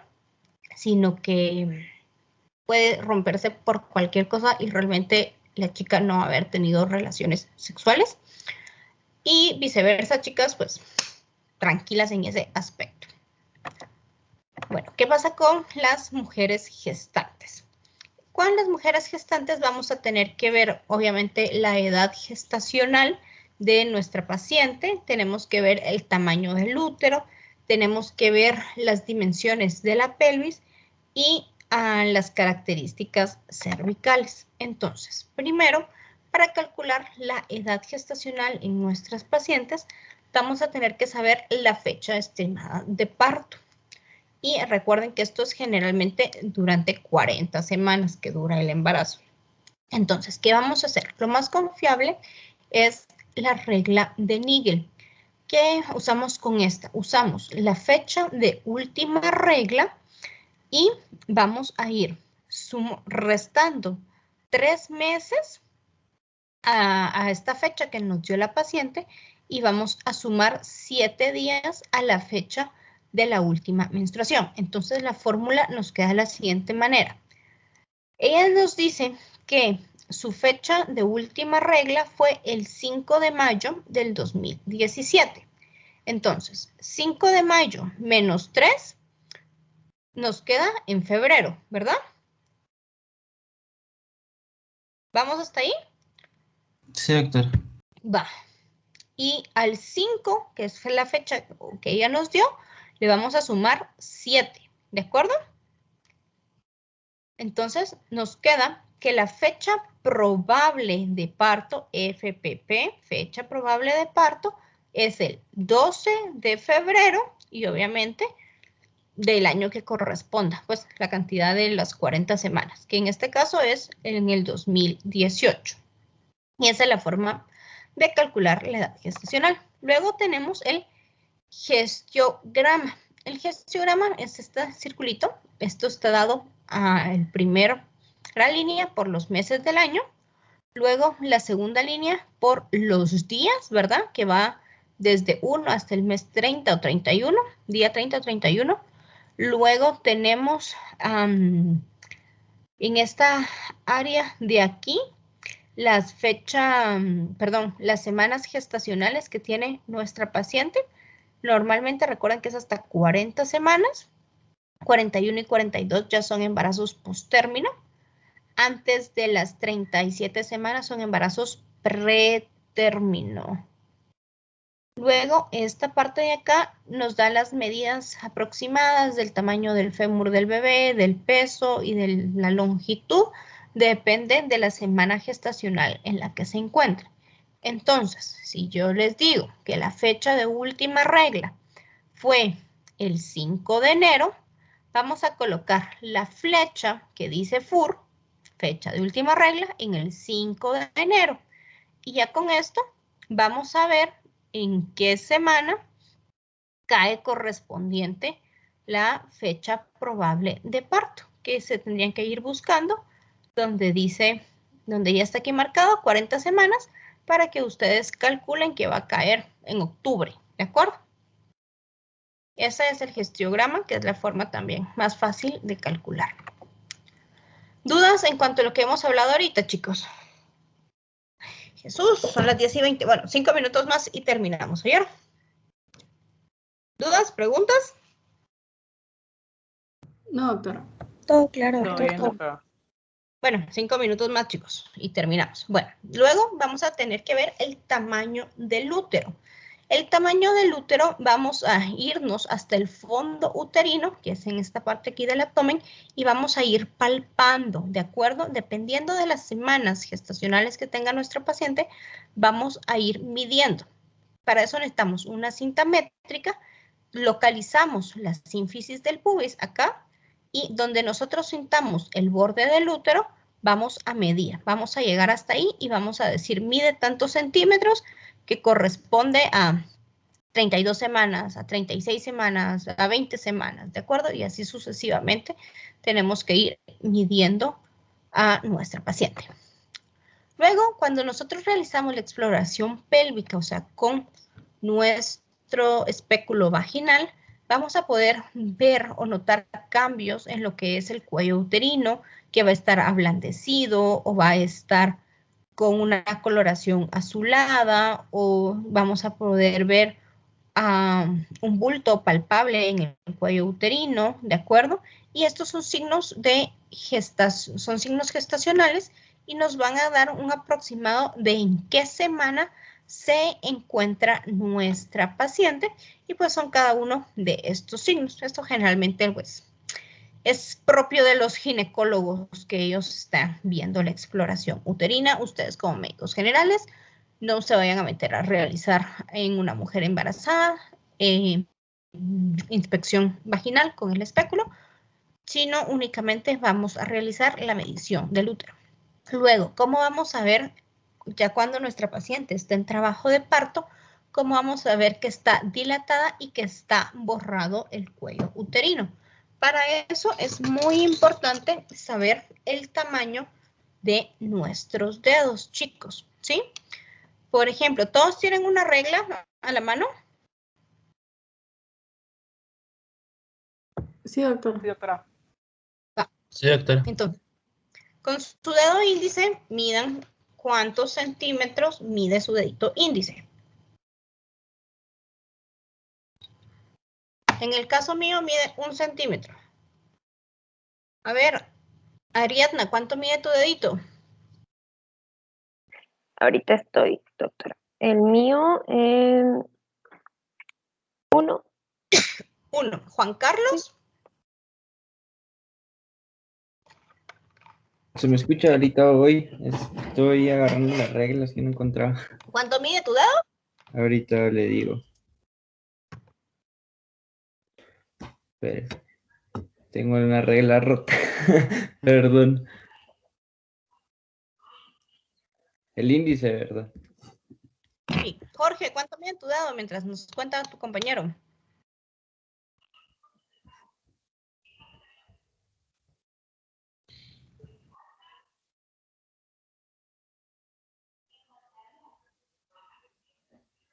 El mío mide casi 2.3 más o menos, como 2 centímetros. ¿Vieron?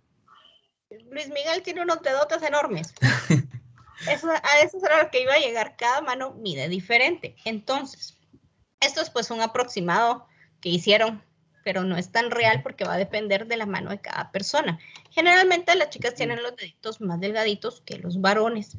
Y entre los varones pues también cambia la mano. En cuanto al largo, al grueso y todo, por eso es importante que se midan sus dedos. Generalmente sabemos para ir midiendo la dilatación, o sea, cuánto se va abriendo el cuello uterino para que pase la cabeza del bebé, tiene que llegar hasta 10 centímetros de dilatación para saber que esa cabeza y ese bebé va a pasar por ahí, que ya se le dice que está completa para que inicie el trabajo de parto, ¿sí?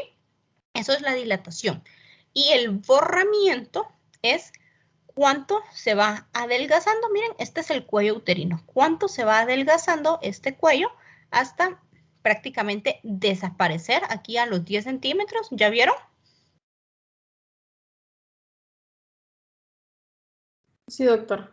Entonces, esto también ustedes lo deben ir midiendo. El borramiento, esto lo van a ir midiendo con sus dedos porque no es algo que ustedes puedan ver.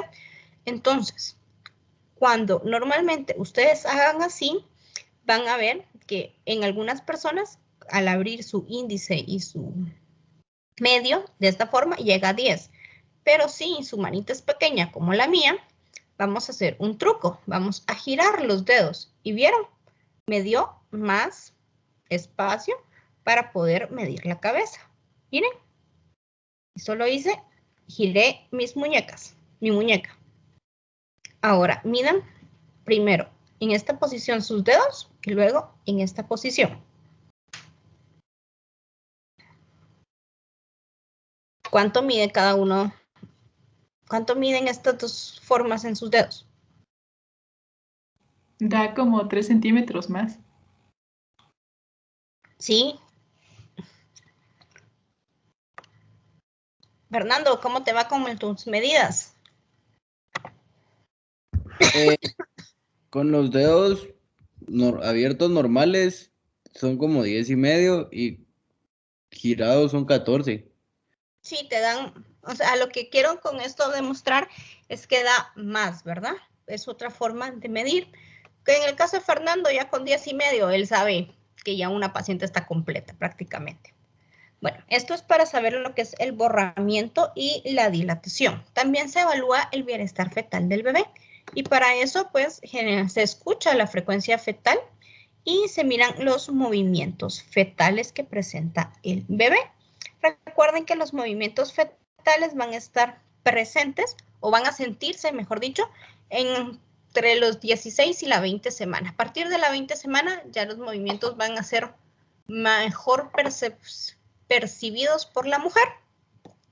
Y la frecuencia cardíaca, si la van a evaluar con un estetoscopio convencional, a partir de la semana 20 también ya es más preciso. Si la van a evaluar con un Doppler, a partir de la semana 10 ya lo pueden escuchar sin ningún problema. Nos vamos a quedar hasta aquí. El día de laboratorio vamos a terminar y vamos a ver los videos de cómo se hace cada una de estas exploraciones.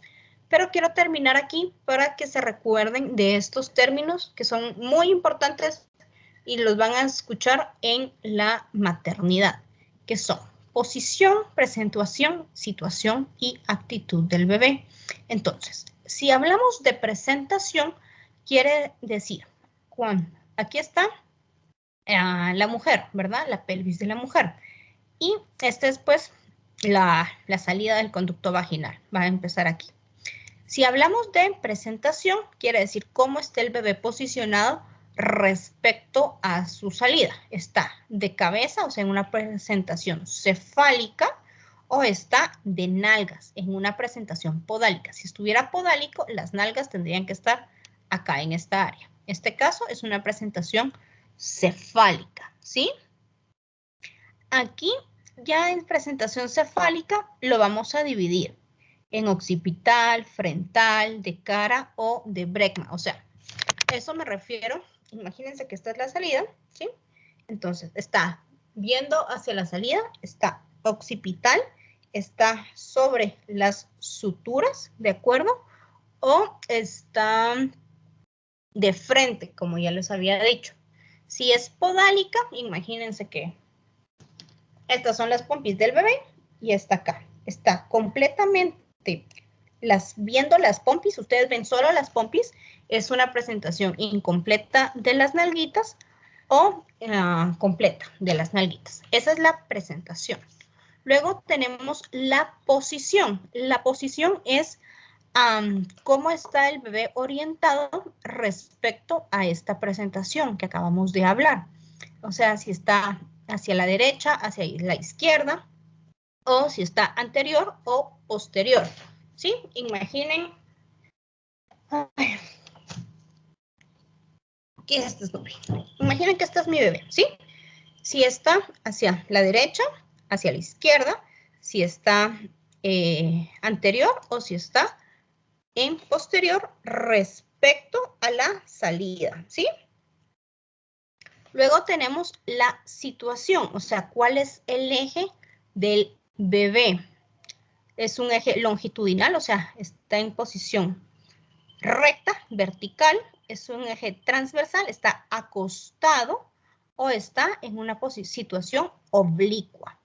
Los bebés transversales y oblicuos generalmente paran en cesárea, no salen por parto vaginal.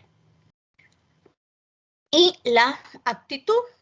La actitud no es, ay, es un bebé buena onda o no. La actitud es la relación que existe entre las partes fetales. O sea, qué tan en flexión o en extensión está el bebé.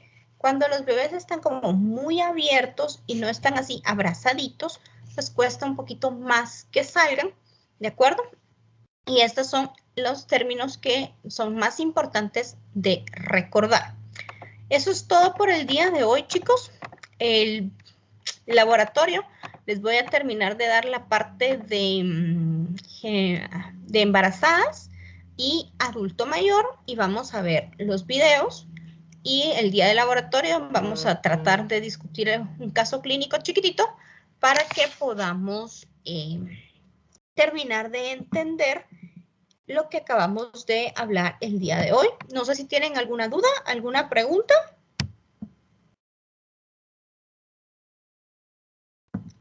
No, doctora. No, doctora, gracias. No, doctora, todo claro, muchas gracias.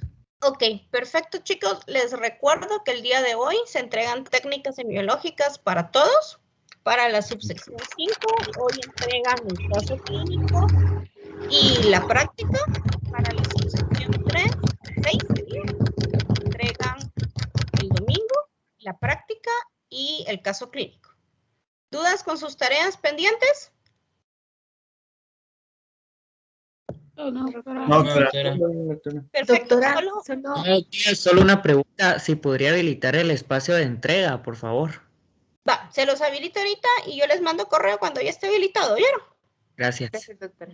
Gracias. Por favor, empiecen a revisar sus notas para que todo esté cuadrado y si no hay algo, me escriben. Escríbanme, por favor, al WhatsApp, que es lo que más pendiente voy a estar últimamente. Y ahí lo puedo solucionar. ¿Y qué más les iba a decir yo? Alejandra Donis, quédate conmigo un ratito, que te quiero preguntar algo. Dime, José. Doctora, ¿será que yo también me puedo quedar, porfa? Va, está bueno. Los demás, si ya no tienen ninguna duda, gracias chicos, se pueden desconectar. Buen fin de semana, cuídense mucho. Adiós, doctora, que siga mejor. Doctora, que siga mejor. Gracias chicos, buen día. Feliz día.